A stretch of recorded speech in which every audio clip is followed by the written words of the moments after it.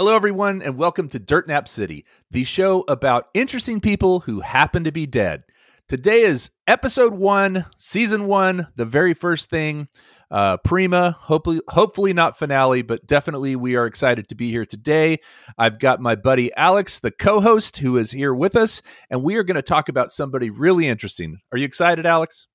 I am excited, and I'm picturing people that have already listened to all 200 of the first episodes, going back and listening to this and how we got started and how similar it is to our 200th episode. We don't even know what our plan is for this yet, but we're hoping it's something you enjoy as an audience and you subscribe to.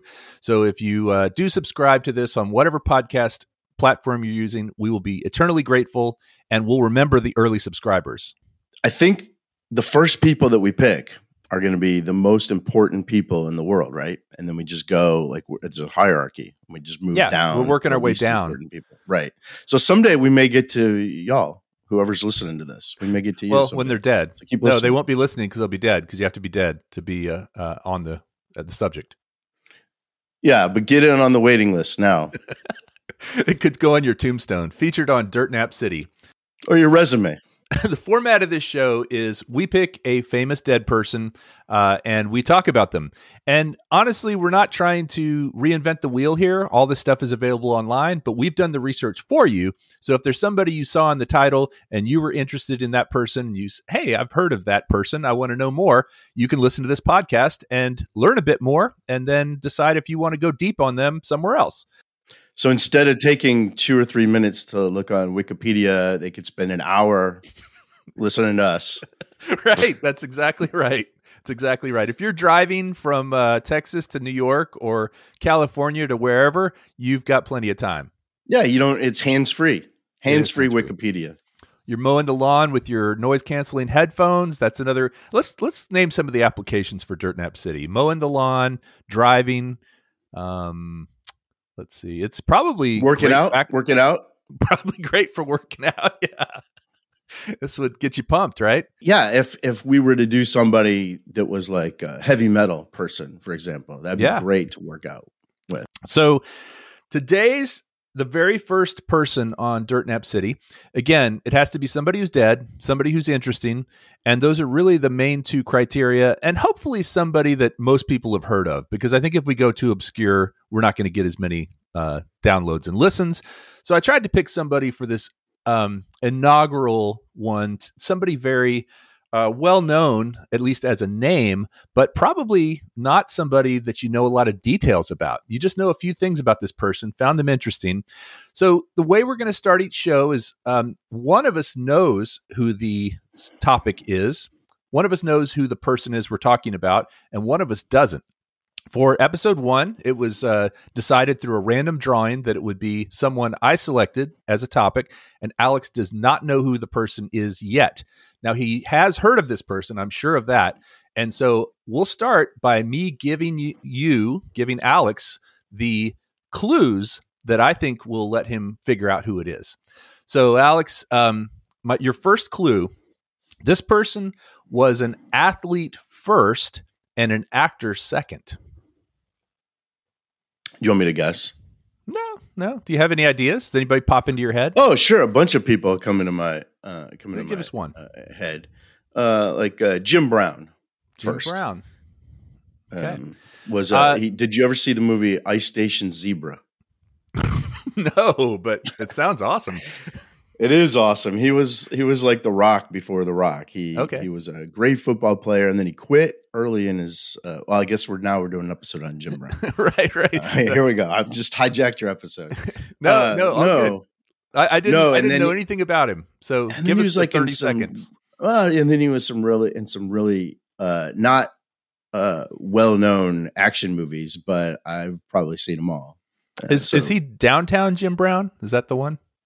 I think you're thinking of Downtown Julie Brown. Oh yeah, the VJ from MTV. There's nothing. Yeah. Okay. Nothing alike. All right. Well, back to the topic for today. Athlete first, actor second. Right. And then he died before the age of 50. He's fairly contemporary. He died in the 1990s. And he was born in France, but moved to North Carolina later in life. Would I know that he was born in France? Like, is that common knowledge? Or you would know he wasn't born in the U.S. He did have an accent, a pretty famous accent. French athlete, became an actor. Mm-hmm. Would I know that he was an athlete, or is that? Oh yeah, 100%. He's one of the most famous in his chosen athletic profession. It's not basketball. I'll give you that hint. It's also not lacrosse. It's not ultimate frisbee. Wow. Not hockey. French became an actor. Okay, and I'll give you the biggest clue of all, and the last clue. He often feuded with others in his profession. Was kind of famous for those feuds. And let me even throw this on top of that, the cherry on top of the whipped cream. He was not only famous for those feuds, but the profession he was in, the athletic profession he was in, was famous for feuds in general. That's sort of the whole point of the profession. I hope you're not going to get me on a wrestling thing. Is this a wrestler? Yes. I don't know a lot about wrestling. Who had an accent like this? I have no idea, man. You're going to tell me somebody I've never heard of. All right, well, let's talk about the 1980s in Houston. Did you ever watch Mid-South Wrestling? No. You didn't? No. Oh man. So my sister I didn't get to Houston until 1985. Okay, well that's still the 80s.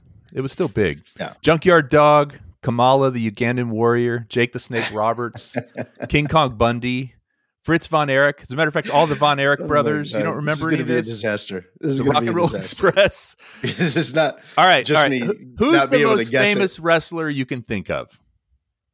Probably Hulk Hogan. Second most famous wrestler you can think of. This is what we're doing now. I mean, Junkyard Dog. I remember a guy. That's my opinion. He's not even close to the second most famous wrestler. No, I don't really know a lot of wrestlers. You ready? Man. You'll as soon as I say this, you're going to be like, "Oh yeah." You ready? Maybe. Andre the Giant. Oh, I didn't know he was French. I thought he was Turkish.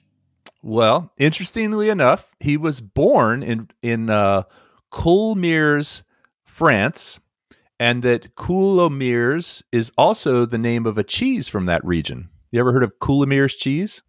No. It's a soft, ripened, uncooked cheese made from cow's milk, composed of 45 to 50% fat. Interesting. Yeah. Now, I do know Andre the Giant, though. I will tell you that I do know who Andre the Giant is. Now that I've said it, it's a little bit more of an aha, huh? I saw Princess Bride. Yeah, I did the accent perfectly, right? I wish I could think of a line from the movie. We must say Buttercup. He didn't talk a lot in that movie, did he? No, he didn't. Yeah, so he was born in 1946 in France, and his father was Bulgarian and his mother was Polish. So maybe that's where you're getting the non-French accent. But he did live in France, was born there, and he actually was 7'4" at his tallest in his prime, and 520 pounds. And he suffered from gigantism because his pituitary gland had too much growth hormone. So, you know what's interesting about tall people that I've always thought? What's that? And you're taller than me. True. I wouldn't call you a tall man, but I wouldn't call you a short man. All right. Yeah, I mean, you're a tall guy. What are you 6'1"? 6'1", yeah. Yeah. Really? Yeah, that's about right. You're not being generous there? Well, if you ask my mom, I'm 6'3". But wow. if you ask my wife, I'm 5'9". So, All right. So depends. I'm about shorter than that. Okay. I've always thought it was interesting that tall people have so if you're 7'4", you've been every single height that you could possibly be. You can't skip any, right? So Andre the Giant at some point was 5'9", 5'7", 6'1", 6'2". Now maybe some of those in the same day. Now, I think at age 13 he was like 6'4" and weighed 225 pounds or something. So, he grew quickly. He was sometimes known as the eighth wonder of the world. There's a lot of things that get called that. He left school at age 13 to work on a farm. And then at 17, he moved to Paris and became a furniture mover. And at nights, he trained to become a professional wrestler. So he did live in Paris for a good chunk of his life. What a great job for somebody that big. Yeah, I mean, imagine if he showed up to move your furniture, you'd be pretty psyched, right? You're like, okay, oh my gosh, this is going to get done. If furniture moving paid as well as professional wrestling, he would have been the best ever. He might have been the best ever at that time, right? The best furniture mover in Paris at that year. But ultimately, he decided to become a professional wrestler, and by the time he was 20, he was wrestling all over Europe and Africa. That's probably not televised wrestling, right? That's like backyard brawl, and as a matter of fact, a circus, basically, right? Yeah, live wrestling. That was kind of what, think about vaudeville. That was kind of a French thing, I think. Later, more than it was in the U.S., it lasted longer. Vaudeville style shows, tent style shows. But at 24, I would think he'd be wrestling like animals and things if it was like a circus. Here we would have him wrestle like alligators and bears. Well, here 20 years ago, yes. I don't know if that would fly these days. Yeah, I'm talking about back then. I'll tell you an interesting fact about the WWF, right? You know what that stands for? World Wildlife Fund. And so, funny enough, you just kind of hit the nail on the head. WWF had to change their name from World Wrestling Federation to World Wrestling Entertainment because of the World Wildlife Fund. That's exactly right. Is that because they were there first? World Wildlife Fund was there and had the copyright on the name. So that was a what year? I actually have a note in here about what year that happened. I'm guessing people weren't getting them confused though. Like they could have stayed separate and nobody. Well, I mean, if like, somebody asked you to donate to the WWF, you could get confused and write a check. I mean, or what if you made the check out to WWF and World Wrestling Federation cashed it, but it was supposed to be a donation to World Wildlife Fund. I didn't know that's how they got their money, through donations. Oh yeah. Wrestling. Well, no, that's exactly right. They're not supposed to, and that's why they had the lawsuit. But all of that said, 24, he became a major attraction in Japan, and that's also the year he was 24 years old when he found out he had a brain tumor, and that this pituitary issue and hormonal issue was causing his gigantism, and that he actually could have an operation on it at 24 that doctors said, it could be operated on, but it actually might end his athletic career. There was a chance of that. So you know what he chose?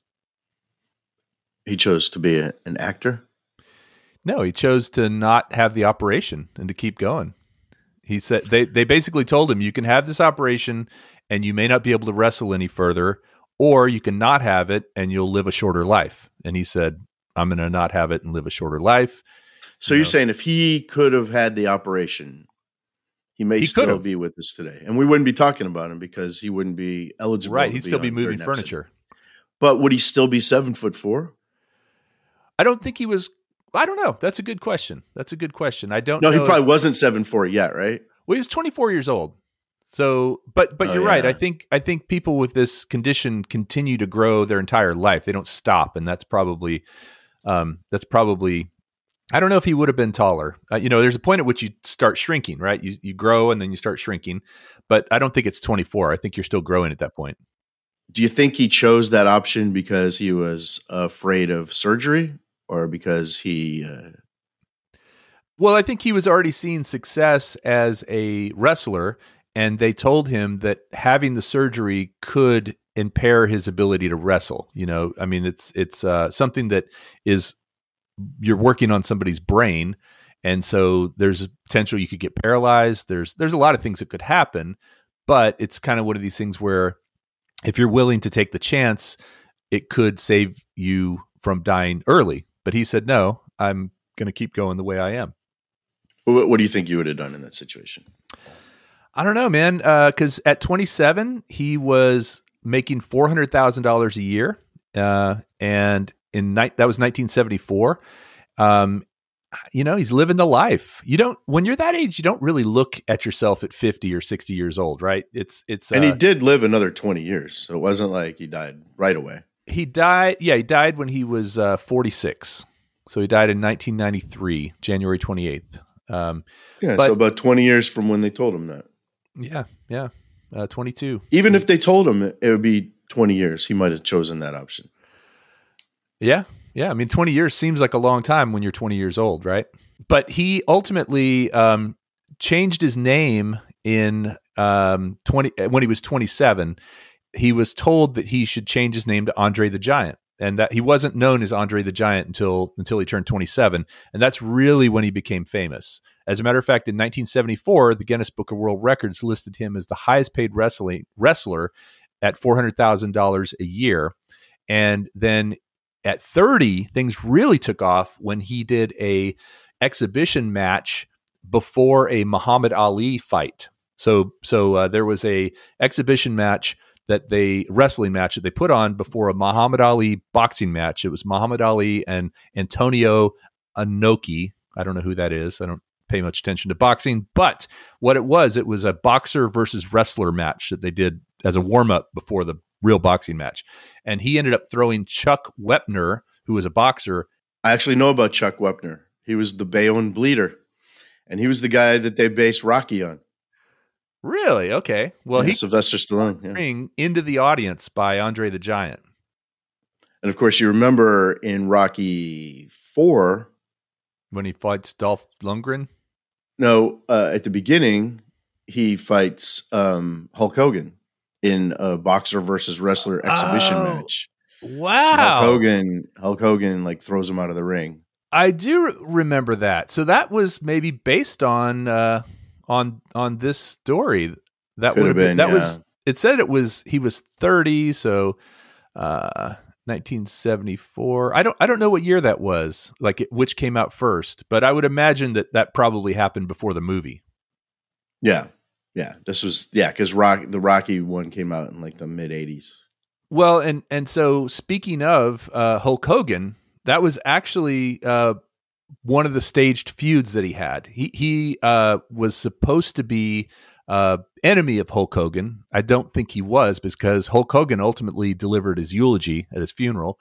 But he and Hulk Hogan had these life and death feuds, but the wrestlers, the organizers, actually told Hulk Hogan that he had to be careful, because at the time, Andre the Giant was actually starting to show signs of his, I think it's called acromegaly, which is the disease that, the pituitary gland disease. And he had brittle joints, brittle bones. And so Hulk Hogan, while they had these life and death things, they were aware that they didn't want to actually hurt Andre. And he had another feud besides Hulk Hogan with a guy named Killer Khan, who was the Mongolian giant. And actually, it was supposed that, according to the wrestling lore, Killer Khan actually broke Hulk Hogan's ankle.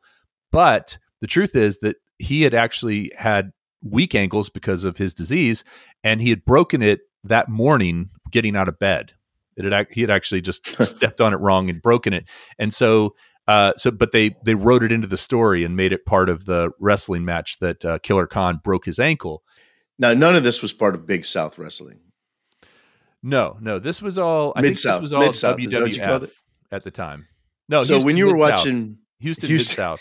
So I want to go back to Houston Mid-South Wrestling, because my impression is this is like minor league, small time. No. Andre the Giant actually did wrestle on Houston Mid-South. Really? Yeah. So Houston Mid-South, if you Google it sometime, it was one of the most popular wrestling programs on television. It got syndicated nationwide. It was on, I don't know if you remember your television stations in Houston. I think it was on UHF. It wasn't on VHF. Yeah. It was on Channel 39, 26 or 39. It was one of those two. We had 26 and 39. I think it may have been 39. 39 was like bottom of the barrel stuff, but it was, still is. It was, it was sponsored by J.W. Marks Jewelers. Do you remember that guy? He would Yeah. he would wear a really pretty earring on his ear, and he'd say, "If this earring can make my ear look good, it can make your imagine what it can do for your wife," or something like that. I.W. Marks. I.W. Marks. Thank you. Wow. There you go. So you know what I'm talking about. This is great for all the Houstonians listening to this right now. But, yes. But if you're not from Houston, Google that. He also had a feud with a guy named Big John Studd, who was 6'10", 364 pounds, and he called himself the true giant of wrestling. Like a direct insult to Andre. It's a shot, yeah.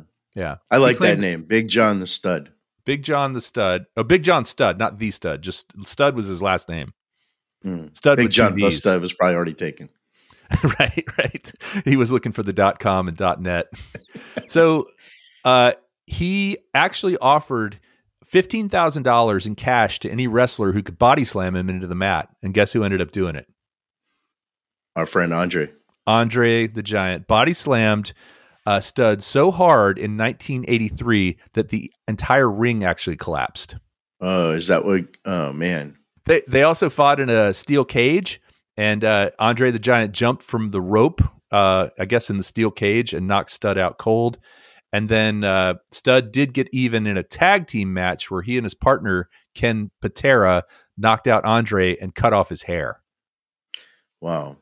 I think generally physical challenges, when you dare somebody to do something, I mean, I only know a couple of instances, Harry Houdini being the biggest. Yeah. Don't always go well. No. True. There's always going to be somebody that's going to take you up on that can probably do it. In 1985, he slammed Studd, got the $15,000 right there in the ring, and ended up throwing it out into the crowd. Throwing the money. Yeah. Making it rain. Making it rain. He was Was that the first time anyone ever did that? I think he grabbed the mic and started rapping too. So he was So they just had the suitcase of money there. Of course. Yeah, see, that's suspicious to me.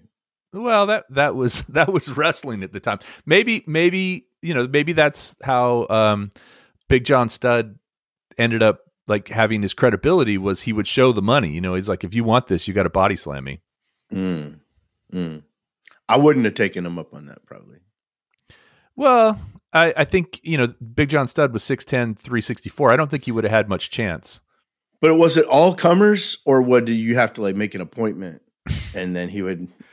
I think it was. I mean, like, would he just set it up and say, "All right, anybody can come into the ring," and then at that time, Andre Giant just happened to be sitting there? I think it was for any upcoming matches that he had. Like if I think it was with another professional wrestler, right? That was probably a qualification. Although there probably were some walk-ons, right? There might have been some folks that were able to just walk on and do it. But I don't think that was the case. I think it was basically, hey, if any of my opponents can do this, I'm going to pay them the $15,000. Do you remember at that? What was this? The 80s, right? The early 80s. Yeah. This was 1985 when he collected the money. Do you remember, like in the late 70s, early 80s, the Tough Man competitions? Oh yeah. Mr. T was in one of those. Those were really popular, and they would like go to places like the Astrodome and just like have regular dudes beating the crap out of each other, and people would go and watch. That was a thing. That was almost the forerunner to like MMA and some of the stuff now. But yeah, those. So I could see a competition like that where you just did have all comers, and somebody would say, "I'll body slam you." It's like an old timey thing where somebody's standing on the corner and, "Do I have any takers?" And I think it would be fun to watch people unsuccessfully try to body slam somebody. I think that would be actually more fun than watching them actually do it.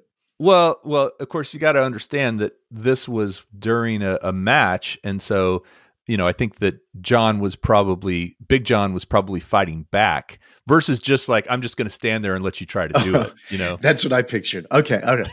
I think that would have been better. Yeah. You just stand there. And then you come into the ring and body slam me, and I'll give you, what was it, $15,000? $15,000, yeah. It sounds kind of cheap now that I think about it. This was 85, $15,000 was probably like $150,000 today. I still think that sounds kind of cheap. You could buy a house you could probably buy a house in Houston for $15,000 in 85. Yeah, maybe. It just sounds like it's the risk reward I'm calculating in my head is not worth it. Right. Your hospital bills, right, would probably be more than that. You'd have to have really good insurance. Yeah. So that was 1985. Princess Bride came out before that, didn't it? It came out in 87. Okay. And so actually that's a good transition. So Andre was the one-time World Wrestling Federation heavyweight champion, and the one time he was also a tag team champion. And then in 1993, he was inducted into the Hall of Fame. I don't know if that was, what is it called, posthumously, or if that was, it must have been, because he died in January of 93. So, unless it happened like right before he died. Ironically, too, he died in France. He was actually attending his father's funeral in France when he died. Like, didn't come back. But he did, I mentioned this in the beginning, he did actually own a ranch in North Carolina. That's what threw me off. Yeah, that clue threw me off. I should have just said France. But well, so let's talk about his acting career here real quick. So he actually has 73 acting credits on IMDb. I can think of 2. Well, and that's what I was going to say, is most of these were television shows and films about wrestling. So I'll give you some examples. Rowdy Roddy Piper's Greatest Hits. He was in that. He was in WWF's Most Unusual Matches. He was as himself. Yeah. He was himself in a lot of these. Wrestling's Bloopers, Bleeps, and Body Slams. These all came out in the 80s.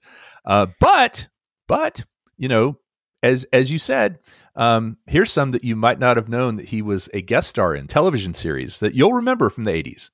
The Greatest American Hero. Yeah, believe it or not. He was in that. He was in The Fall Guy. I could almost predict what you're going to say. All right. I have 2 more. You want to say the next 2? Was he in the $6 Million Man? Yes. Do you know? Wait. Do you know who he played in the $6 Million Man? I'm guessing it was like it's not. You're never gonna guess. It was like Jerry the Giant or something. It was probably something similar. He played. Did Bigfoot. He played Bigfoot. Oh! I didn't know that he played him, but I remember that episode. Yes, completely remember that episode. Yeah, that's Steve Austin versus Bigfoot. Yeah. That was. In Andre fact, I'm embarrassed to say I've seen that relatively recently on YouTube, like within the last 5 years. Were you on UHF TV? Man, I get down such rabbit holes, and next thing you know, I'm watching Steve Austin fighting Bigfoot. $6 Million Man. Astronaut. I'm guessing then he wasn't in Bionic Woman. A man that's barely alive. He was not. No. I'll give you a hint. The last one I have listed here, and that was the only other actually popular TV series I could find. It has alliteration, and it featured a monkey. A BJ and the Bear? Yes. He was in an episode of BJ and the Bear. Who did he play in that? I don't know. I didn't put down who he played, because Bigfoot was the most interesting one. Yeah. Remember the theme to that? BJ McKay and his best friend Bear. I think that song was like in a hit. Like it was in all of these. Top 40 hit. Yeah. Well, no. The one that was actually a top 40 hit was the theme to Greatest American Hero. Sure. Yeah, sure. That was Look at me now. What was it? Believe it or not, I'm walking on air. I never thought I could feel so free. And do we have to pay copyright for this now? Flying away. No, because it sounds nothing like the song. I'm way off pitch. As long as you're off pitch. That's the way you get around that rule. Is you actually just speed up the pitch a little bit or slow it down a little bit, and then it fools all the algorithms, all the copyright bots.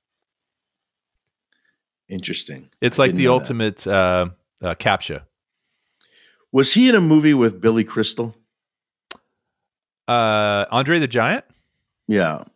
I don't know. Man, you're making me feel like I didn't do my research here. I might be thinking of George Murasan, the basketball player who was actually Turkish, who was around the same. I mean, he might even been. Oh no, bigger. He was in a movie called My Giant. My Giant. Was that Andre the Giant? Was in that, or was that George Murasan? Wait, let's see here. Well, it says it came out after he died. So, That was George Murison. Yeah, no, well done. Yeah. That's why I got him mixed up. So the movie was called My Giant.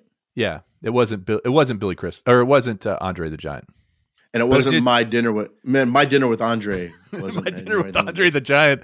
That would actually be a really cool movie. It's probably been done, but just have dinner with him and film it. I would love to have dinner with somebody that big. I heard a story. Whole chickens, 2 bites. Well, I heard a story that he would drink like 10 beers at a time.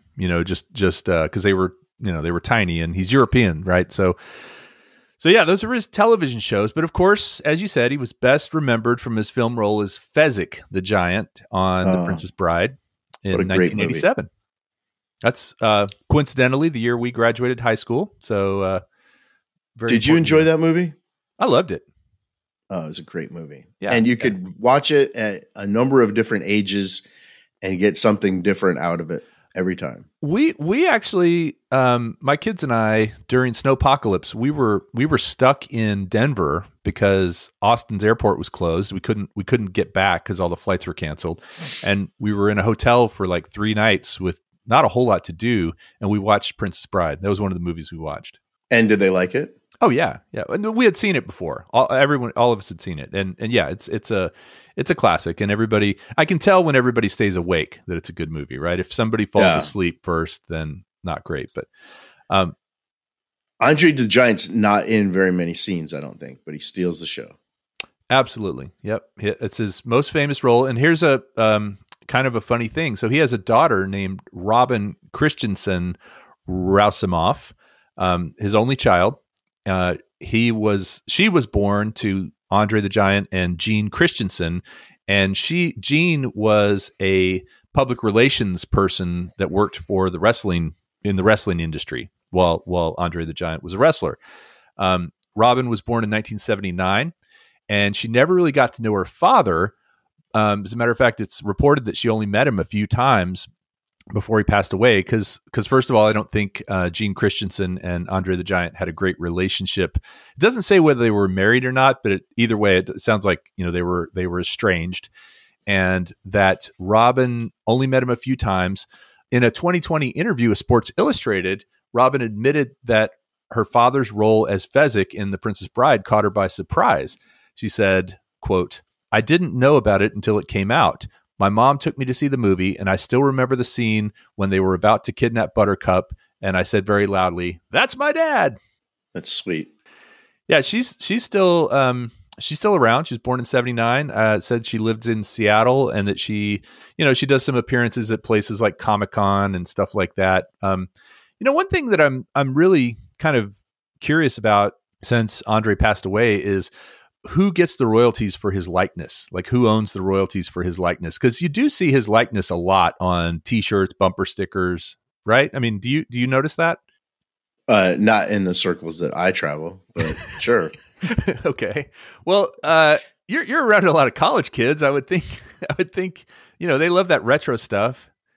Yeah, I mean, I certainly think he's got an iconic face. Even if you didn't know who it was, that's the face of a giant. Yeah. He had an enormous head. I would think most of that stuff is bootleg, though. Yeah, it could be. Well, you know about Bob Ross, right? Yeah. I mean, and do you know that I don't know about the royalty situation with him. So I watched a documentary about Bob Ross, and the royalty situation is that his son, who many say should own the rights, does not own the rights to his father's image. It's owned by the Bob Ross Company, and which Bob Ross co-founded with another couple, a man and a woman. They still own it, and all these. Now you do see T-shirts and stickers with Bob Ross, right? The happy little trees and all that stuff. Okay, Halloween costumes. Yeah. So all of that is owned by the company that Bob Ross co-founded, but his son has no part of, and his son gets no royalties for it. And there's a documentary about that that's pretty interesting. So I'm just curious if that's the same case with Andre the Giant's image. Do you think you could have body slammed Bob Ross? Bob Ross? In his prime? Well, I would have been like, I don't know, 6 years old, so probably not.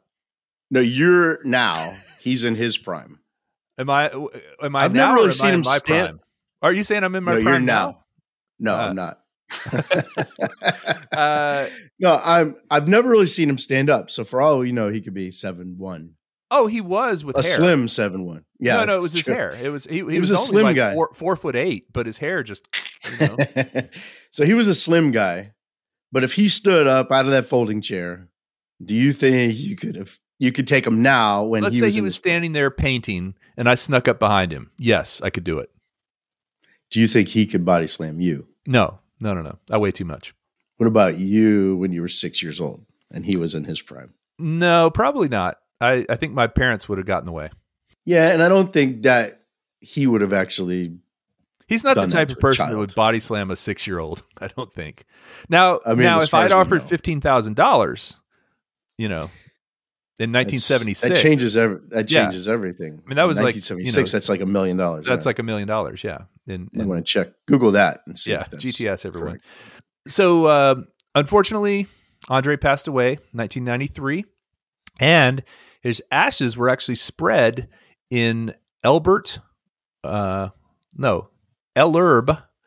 hope I'm saying that right. Ellerbe, Ellerbe, North Carolina. And guess who delivered the eulogy? I think I said it earlier. You already said it. Hulk Hogan. Yeah. So after all those Do you years think he feuding, did it in character? I think Hulk Hogan is just Hulk Hogan. I don't think there is a character. I think that's just Really the Hulk. Yeah. I think he dresses like that in the unitard all the time. I think he still does it. So you think he got up there in a yellow? I guess we'll find out if he shows up on an episode of this show. You'll know. Right. That's our next step. Here's the really amazing thing. They spread his ashes on the ranch in North Carolina, and those ashes weighed. Guess how much the ashes weighed? And I'll tell you what. I'll tell you they were 3 times the amount of a normal man's ashes. Because he was 3. He weighed 520 pounds at his heaviest. I'm guessing his ashes probably weighed 150 pounds. So you're saying an average man's ashes weigh 50? Because I said it was 3 times the weight of a normal man's ashes. What do you think an average person like you've seen an urn, right? They're not really that big. Oh yeah, you're right. I've seen an urn. Yeah. But I thought, maybe I haven't. I've seen urns, but I thought they usually put pets' ashes in there. They put people's ashes in urns as well. I thought, okay, so obviously my answer is way off. It's a little high. His ashes weighed 17 pounds. Oh, yeah. So an average person's ashes only weigh like 4 or 5 pounds, huh? Yeah, 5, 6. I wonder if there's a way to detect human ash in the soil.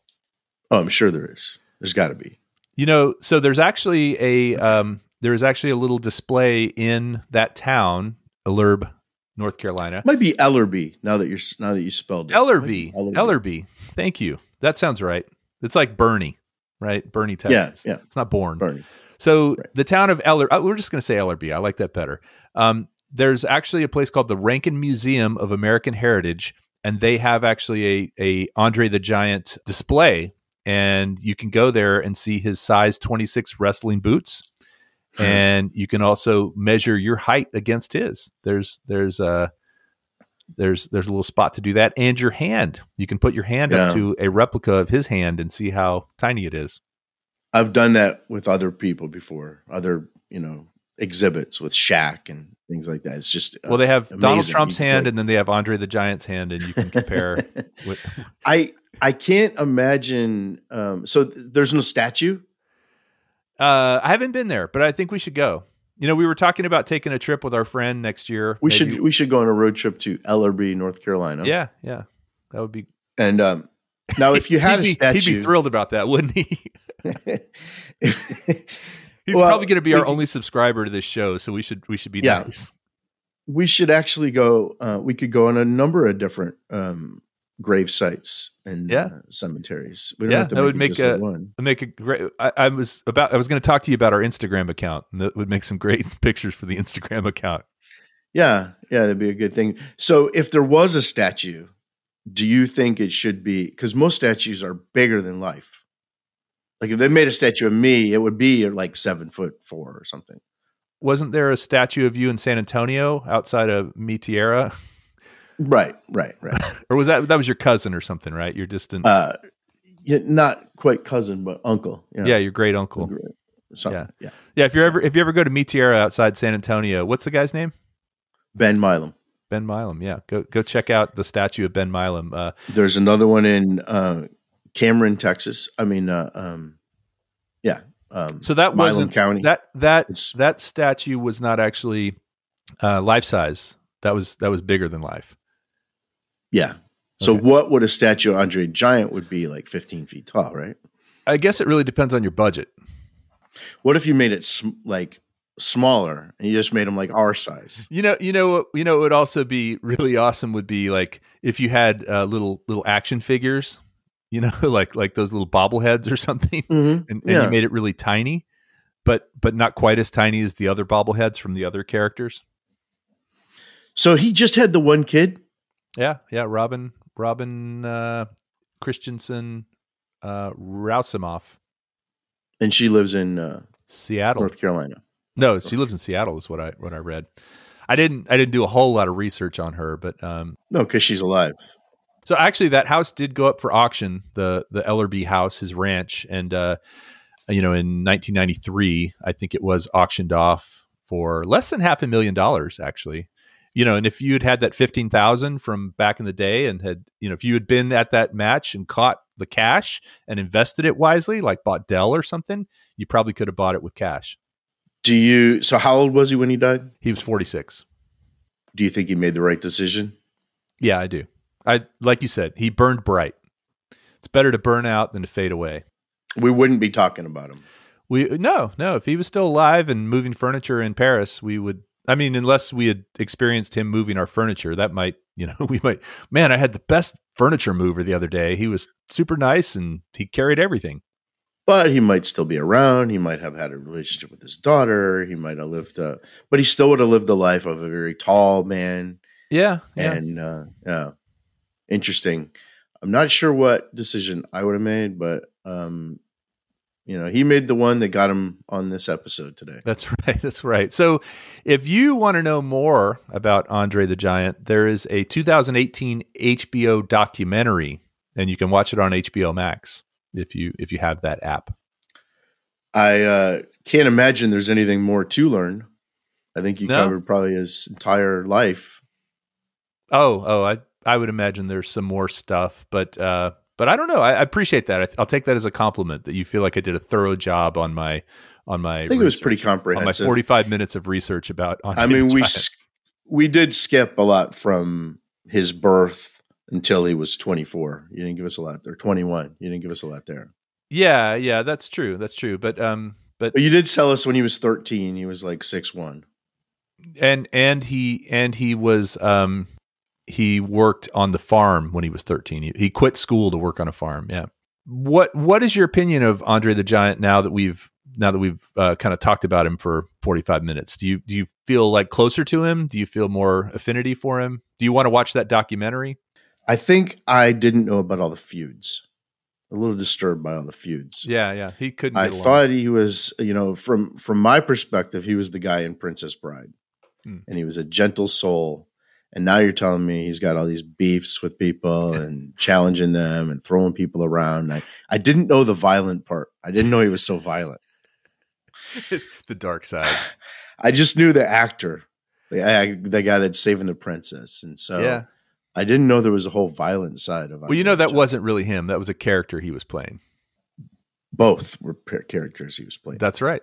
He played a really nice guy, and he played I actually think in pro wrestling, as I recall, there were kind of the good guys and the bad guys. They kind of fell into these categories back then, and I do think he fell into the good guy category. I could be okay. Let's see if our listeners try to correct me on that one. So, do we have a website? We have a domain name. It's dirtnapcity.com. So if you do want to visit, we'll try to get that up soon. Well, maybe they can mail us. Do we have an address? We're gonna have Alex at Dirtnap City and Kelly at Dirtnap City. Okay, so they can send an addresses. email to that. Yeah. All right. Send an email. Let us know what you think. And let us know what you think about this format. What do you think about the podcast? If you liked it, please recommend it to other people. Open some fake accounts and subscribe 10 times. We'd really appreciate that. Join our Patreon, which doesn't exist yet. But believe me, our first couple of Patreon folks are going to be like the early friends of Andre the Giant. You know, they're gonna be able to say, I knew him back when he was still moving furniture. Yeah, and you don't have to say that it doesn't exist, because by the time they're listening to it, it probably will exist. And same way with the email address. What about a telegraph? Like if they send a I was thinking about this actually, app, or are you talking about like an actual telegraph? Oh, is there an app? There's an app called Telegraph, yeah. What does that do? It's like WhatsApp? I think it's mostly for scammers. Like if you ever get a notification that you won a prize, if you won a prize from this podcast and they tell you to telegraph them, to connect with them on Telegraph, it's probably a scam. But a real telegraph back in the day. You mean like doot? I was thinking about this actually this morning. Okay. I don't know how it works. So you go to a Western Union. Yeah. Right. And you say, I want to. This is like 1858. Sure. Then how do you know if you got a telegraph? They knew Morse code, so they would be able to write down the message. And then depending on who you were, if you were important, you might have to come to the Western Union to get it. Or if you weren't important, but if you were important enough, they might send a rider. You know that stagecoach? They would send the stagecoach out to your house to deliver the message. But if you weren't important, though, how do you know that there's a message waiting for you? That's a great question. And if you were going to say they call you, then why doesn't the original person call you? Yeah, no. Do they just? I actually don't know. I feel like back in those days, the towns were small enough that you pretty much everybody knew everybody. So if you did receive a telegraph, someone would know that who you were. Like, that's Alex. He lives out on County Road 42. I'm going to hop on Trigger and ride on out there. Because in the old days, everybody had that accent. That's right. Nobody talked like us. Still do. Yeah. Yeehaw, pew, pew, pew. I wonder when the last telegraph ever was sent. I think there's probably still like clubs, there's probably a subreddit for telegraph operators you're right. that are still using telegraph today. Right. A lot of people, I think a lot of those, kind of groups that are really focused on privacy, they use telegraph because it's, privacy is very it's important. Like the ultimate encryption. Yeah, that's right. I would say if you're in one of those telegraph subreddits, email us, but I bet you wouldn't email us. That's right. Telegraph us. It'd be a bunch of dots and dashes.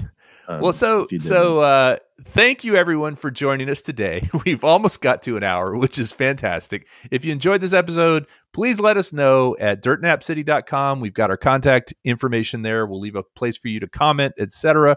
If you have suggestions for future episodes, and we appreciate you tuning in. We'll see you next week on Dirt Nap City.